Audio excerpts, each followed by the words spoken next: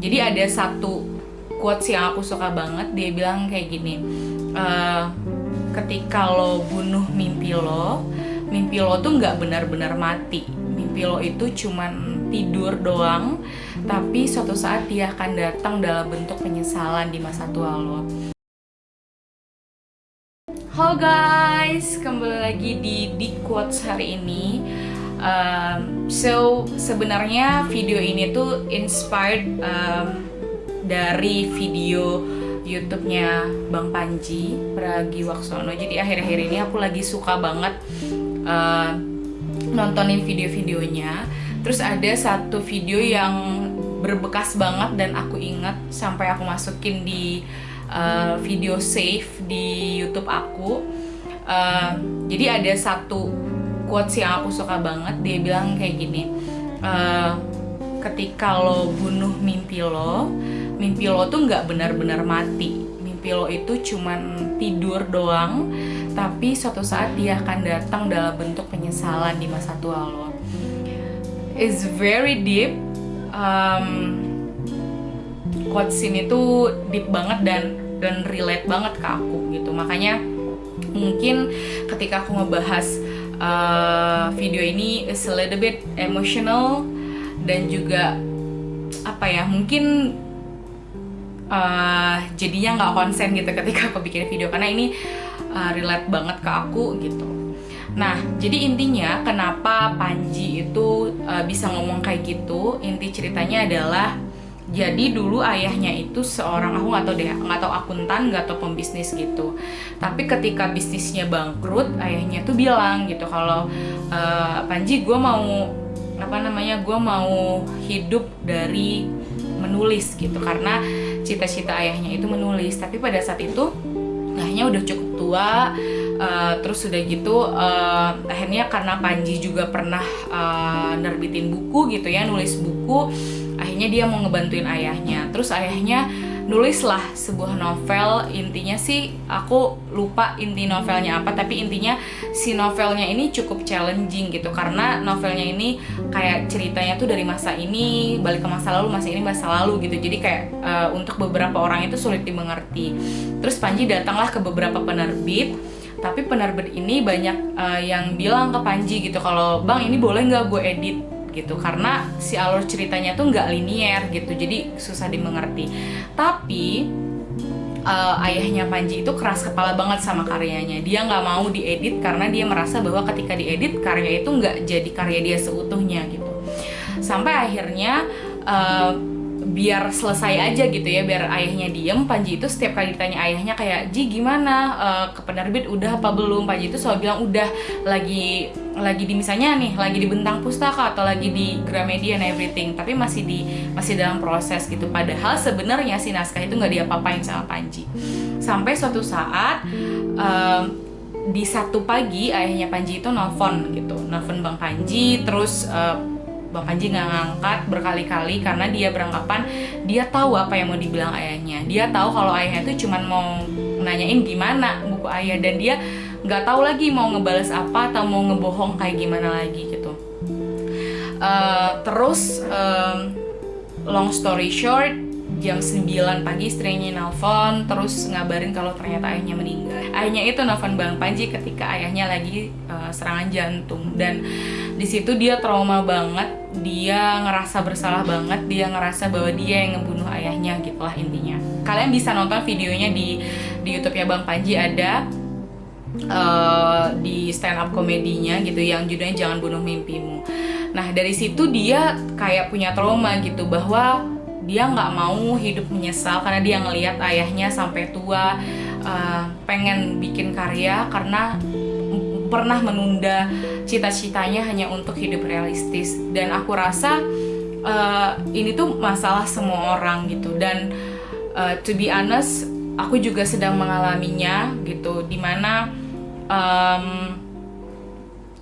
itu kan it's a little bit emotional, dimana aku punya cita-cita dari dulu itu, aku pengen ngajar, aku pengen jadi dosen, terus aku juga pengen bangun bisnis dimana sebenarnya lebih ke socialpreneur. Makanya kenapa Beri Kembali ada. Terus along the way Beri Kembali harus tutup karena butuh biaya operasional yang banyak. Terus jadinya MFD lahir dengan semangat yang sama, dengan Beri Kembali, dengan cita-cita yang sama di ujungnya gitu. Tapi apalagi pada saat ini gitu ya, pada saat corona kayak gini, kita semua, dan aku nggak ngerasa bahwa ini hanyalah problem aku, tapi kita semua di sini yang mungkin lagi memperjuangkan mimpinya yang nggak gampang, itu lagi dihadapkan sama masa kini yang nggak mudah gitu. Dimana kita butuh nafas gitu ya, kita butuh uang untuk nafas, kita butuh katakanlah keadaan finansial yang a little bit stable untuk biar kompor kita ngebul atau biar bisa ngebiayain keluarga kita gitu. Dan jadinya akhirnya kita ngelupain mimpi-mimpi itu gitu. For 1 year, dari tahun 2020 semenjak aku bekerja di satu institusi formal gitu ya, itu struggling banget gitu. Itu per gejolak batin itu terus terjadi gitu, sampai akhirnya ngebikin aku sakit berkali-kali karena sebenarnya mungkin aku stres gitu ya. Dimana kalau misalnya banyak orang yang bilang kalau lo nggak bersyukur banget gitu di saat orang banyak PHK, nggak punya kerja, lo punya kerja. Apa ya, ibaratnya tuh, for me it's not about grateful or not. Beda gitu, ranahnya beda. Of course, aku bersyukur atas segala sesuatu yang aku punya gitu. Aku punya badan yang sehat, aku punya waktu yang luang, aku punya pekerjaan yang mungkin semua orang inginkan pada saat semua orang di PHK dan gak dapat kerja. Ya, aku bersyukur gitu. Tetapi it's not fill my heart gitu. Ada masa-masa dimana aku ngerasa hampa, ada masa-masa aku ngerasa nggak empower, aku ngerasa nggak hidup aja gitu. Dan of course ada masa-masa dimana selama 1 tahun lebih ini aku hampir menyerah dengan mimpi-mimpi itu. Aku ngerasa kalau kenapa sih aku nggak bisa kayak orang lain aja yang ngejalanin hidup untuk ya udah gitu, realistis aja gitu, nggak usah gaya lah gitu untuk mencapai mimpi yang sulit untuk dicapai, yang butuh waktu banyak untuk sampai mimpi itu terrealisasikan dan bisa menghidupi aku gitu. Tapi ada satu titik di mana ada yang bilang gitu. Jadi dalam diri aku tuh ada yang ngomong kalau it's not right, it's wrong gitu. Bahwa ini tuh bukan waktunya untuk menyerah, belum waktunya untuk menyerah gitu. Dan apa ya, dan masa-masa itu for me it's hard, karena selain aku bertentangan dengan diriku, bertentangan dengan apa yang aku jalanin, apa yang ada dalam hati aku juga pernah ada di fase dimana orang tua aku nggak setuju gitu. Orang tua aku bilang kalau ya udah jalanin aja lah yang ada sekarang, nggak usah dulu pikirin bisnis, nggak usah dulu pikirin dosen yang kamu nggak bisa lulus gitu. Lihat nih masa sekarang lagi sulit gitu, dimana kita harus dihadapkan untuk menerima realita ini. And I hate so much. I hate karena aku sadar bahwa masa ini tuh bisa ngebunuh mimpi aku gitu. Dan akhirnya aku menyadari bahwa I just don't want to feel menyesal di masa tua di mana aku tidak memperjuangkan dengan benar-benar mimpi aku.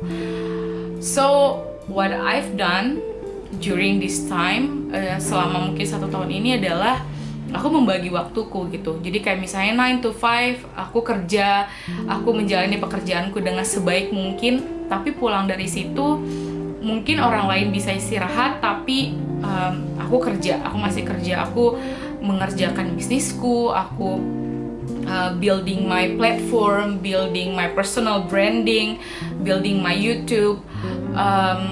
Terus kadang di Sabtu dan Minggu aku juga masih kerja. Kenapa? Banyak orang bertanya dan bilang kayak, lo ambisi banget sih, emang kurang ya gitu gaji di tempat kerjaan sekarang. Dan seringnya aku nggak menjawab pertanyaan ini dan cuma menjawab dengan senyuman doang gitu, karena aku sadar bahwa nggak semua orang bisa mengerti dan nggak semua orang harus mengerti alasan itu. Tapi yang jelas adalah it's not all about money. Kalau ini hanyalah tentang uang, bekerja di institusi itu udahlah cukup dan bahkan lebih.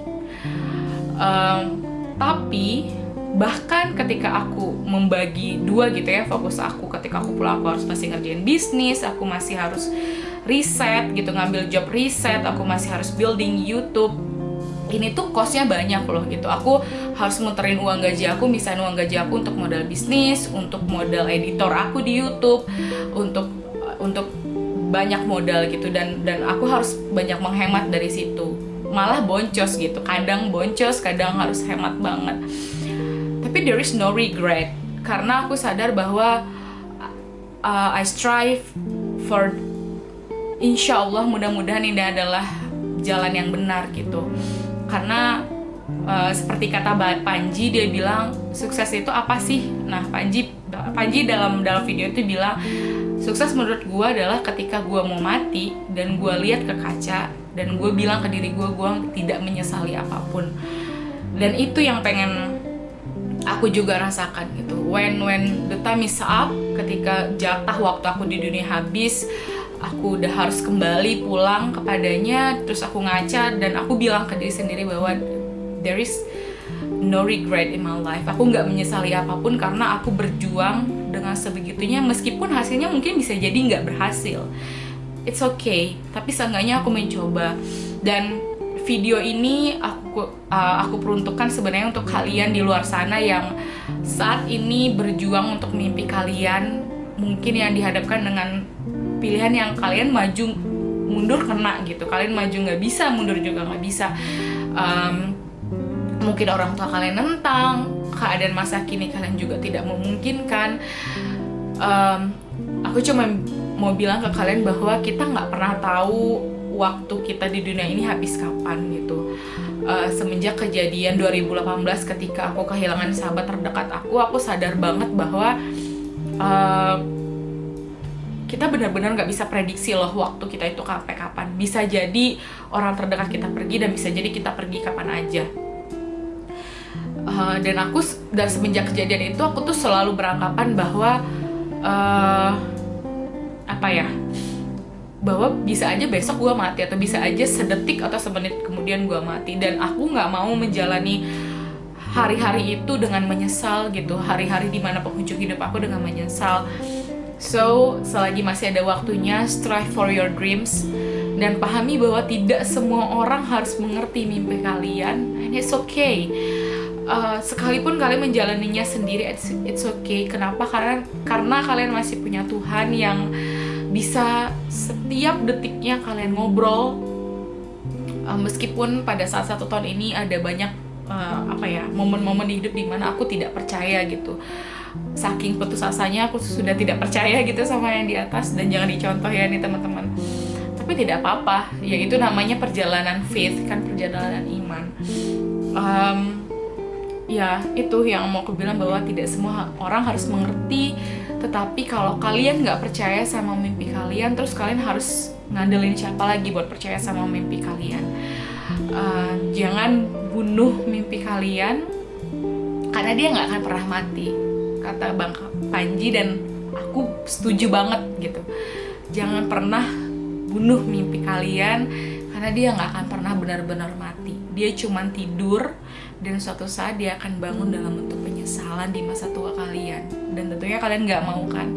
Cobain aja, selagi kalian masih muda, selagi kalian belum punya tanggungan, misalnya anak, istri, suami, berkaryalah dalam diam, mencobalah.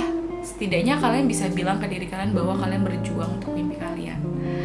So, sampai di sini aja video hari ini. Maaf kalau misalnya videonya agak emosional, karena di awal aku udah bilang bahwa isu ini tuh sangat relate ke aku, very close to me, dan aku harap teman-teman yang nonton video ini bisa ngambil manfaatnya. Sampai ketemu di quotes selanjutnya. Bye bye.